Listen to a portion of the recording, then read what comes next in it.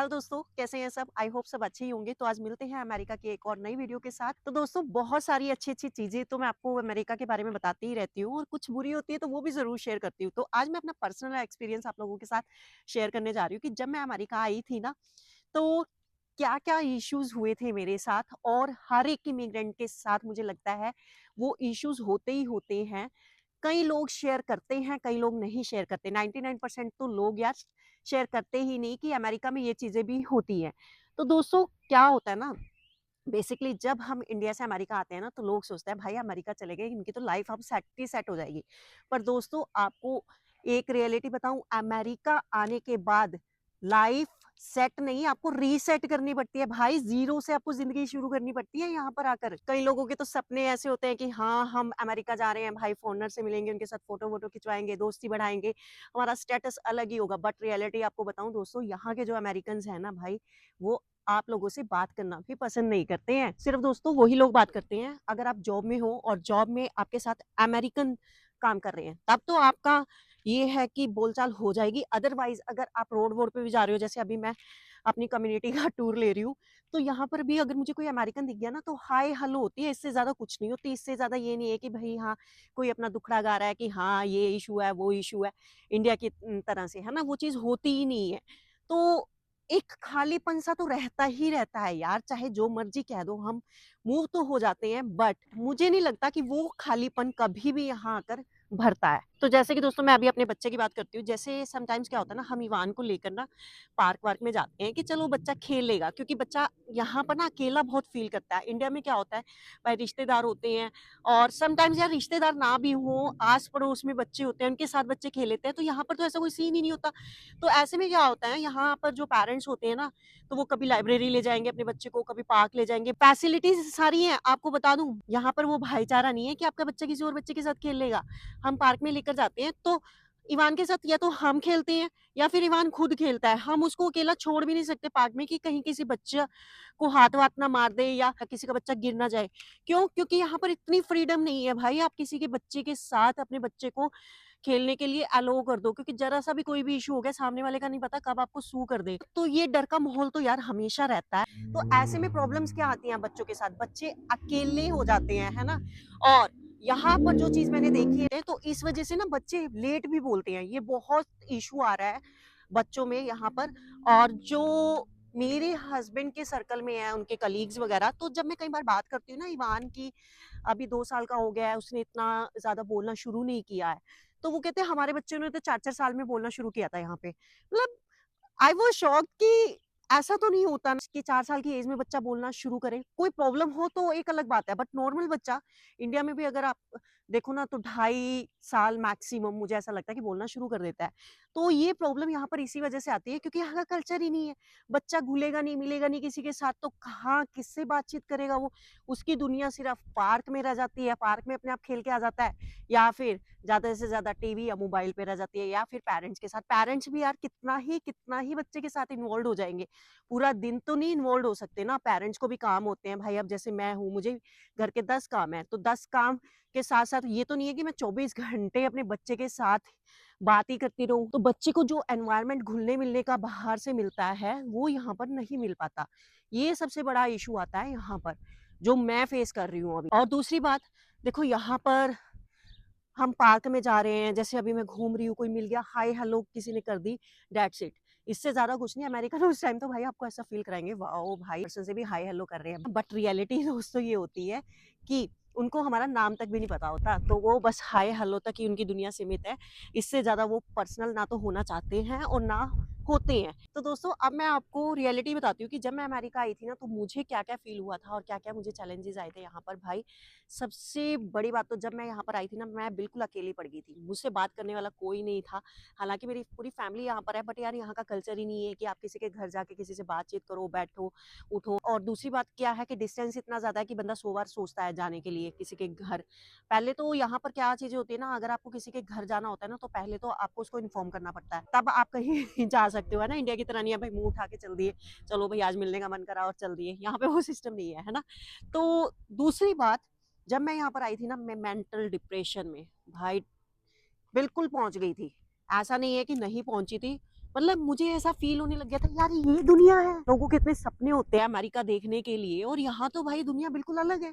यहाँ पे तो वो दुनिया है ही नहीं जो मूवीज में दिखती है या कुछ है। अभी मैं आपको दिखाऊं, ये देखिए दोस्तों, यहाँ पे दूर दूर तक आपको कोई नहीं नजर आएगा भाई, सिर्फ गाड़ियां और ये मकान। इस टाइम आप देख लो, अभी जो टाइम हो रहा है 5 बज रहे हैं शाम के, है ना, बट दूर दूर तक आपको कोई नजर नहीं आएगा, कोई आपसे बात करने वाला नहीं होगा। अगर कोई सैर सपाटे पे आ रहा है तो हाय हेलो हो जाएगी, इससे ज्यादा कुछ नहीं होगा। ये यहाँ की लाइफ है दोस्तों, रियल लाइफ ये है। और ये जो एरियाज होते हैं ना यार, यहाँ पर ये सबर्ब्स एरिया होते हैं जो आपको मैं दिखा रही हूँ। जो सिटी है, सिटी में तो भीड़ भाड़ होती है, आपको लोग दिखाई देंगे। तो जितने भी आप इस तरीके के एरियाज देखोगे ना अमेरिका में, सबर्ब्स का मतलब है जिस तरीके से हम कह देते हैं ना हमारे इंडिया में छोटे छोटे टाउन्स होते हैं, उस तरीके का लगा लो आप। ठीक है, गांव भी बोल सकते हो यार, मैं तो यही बोलूंगी। लेकिन हमारे इंडिया में तो ना गांव में भी इससे ज्यादा चहल पहल होती है, और यहाँ पर ये चीजें देखने को ही नहीं मिलती दोस्तों।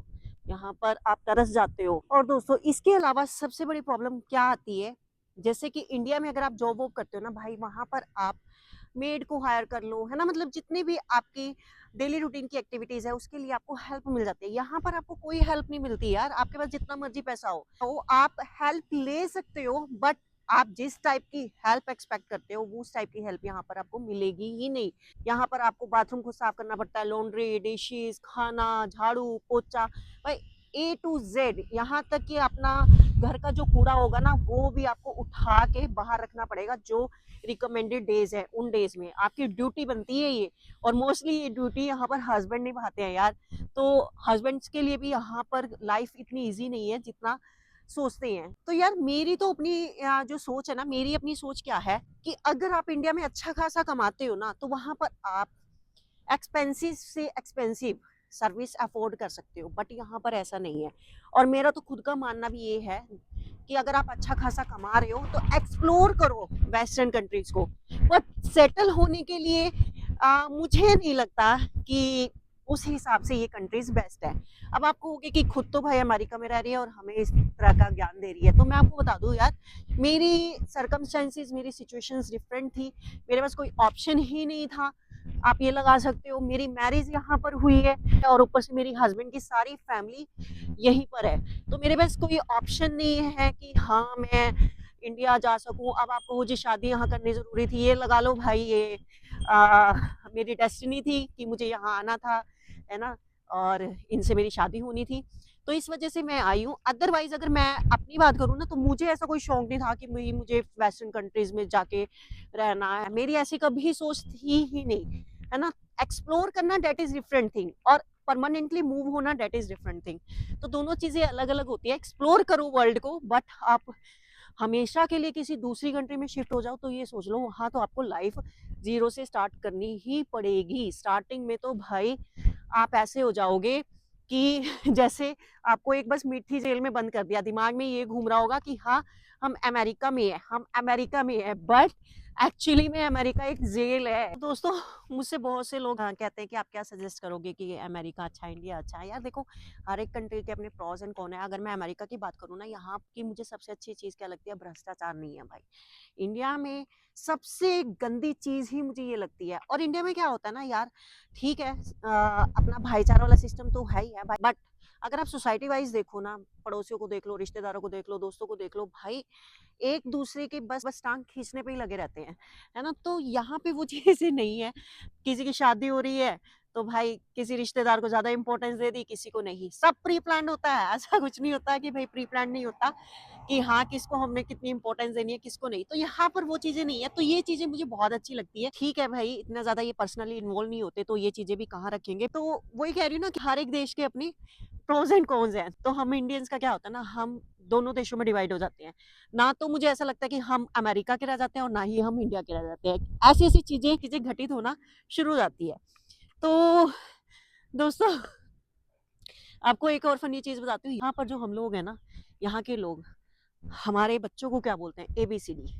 ABCD का मतलब जानते हो आप, अमेरिकन बॉर्न कंफ्यूज एसी। तो आप देख लो भाई ये रियलिटी बन गई है यहाँ पर। और ऐसा नहीं है कि ये सिर्फ बोलने में ही सिर्फ टोंटबाजी है या कुछ है, नहीं, ये रियलिटी है।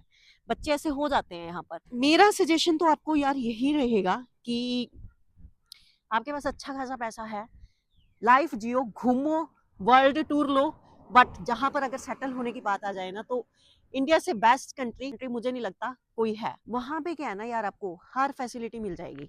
ये इन देशों में वो चीज़ें नहीं हैं, ये तो रियलिटी है।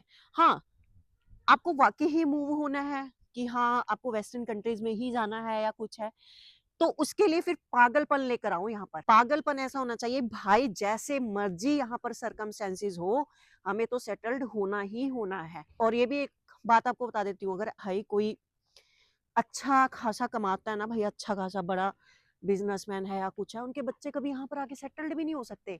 क्यों नहीं हो सकते? क्योंकि यहाँ पर काम खुद करना है, उनको आदत ही नहीं है भाई काम करने की। आदत तो भाई हमें भी नहीं थी काम करने की, हमने आज तक घर में झाड़ू पोछा नहीं लगाया, बर्तन नहीं साफ करे, बट यहाँ पर करना पड़ रहा है।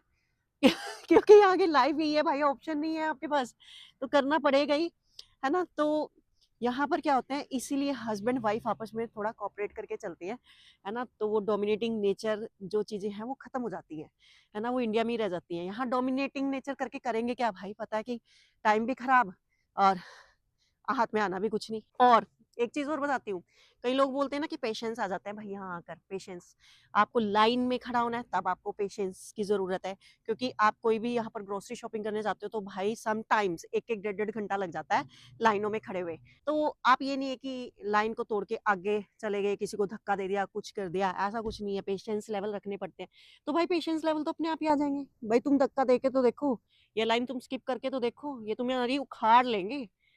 तो पेशेंस लेवल रखने पड़ेंगे, पेशेंस लेवल नहीं रखोगे तो कैसे यहाँ पर सर्वाइव कर पाओगे? तो ये चीज़ें बड़ी नॉर्मल है, तो किसी को भी अगर अमेरिका आना है ना, तो ये सोच समझ के तो ज़रूर आएँ। स्टार्टिंग में अगर आप अकेले आ रहे हो, देखो मेरी तो फैमिली है, मैं तो फिर भी एडजस्ट कर गई, अगर आप अकेले आ रहे हो ना, तो आपको सर्वाइव करने में परेशानी तो होगी, है ना? डिप्रेशन भी आएगा, लोनलीनेस भी फ़ील होगी, लेकिन ये भी रियलिटी है यार, कुछ टाइम के बाद फिर आप अडॉप्ट हो जाते हो। वही बात हो जाती है ना, जहाँ का रहन-सहन वैसी आदतें पड़ जाती हैं धीरे-धीरे। बट स्टार्टिंग में मैं आपको यही कहूँगी, अपना माइंड मेकअप करके आओ, अगर आप अमेरिका आ रहे हो, ये सोच के आओ कि आपको 2 साल मिनिमम, 1 साल भी नहीं मैं बोल रही हूँ, 2 साल मिनिमम लग जाते हैं आपको अपना माइंड स्टेबल करने के लिए यहाँ पर।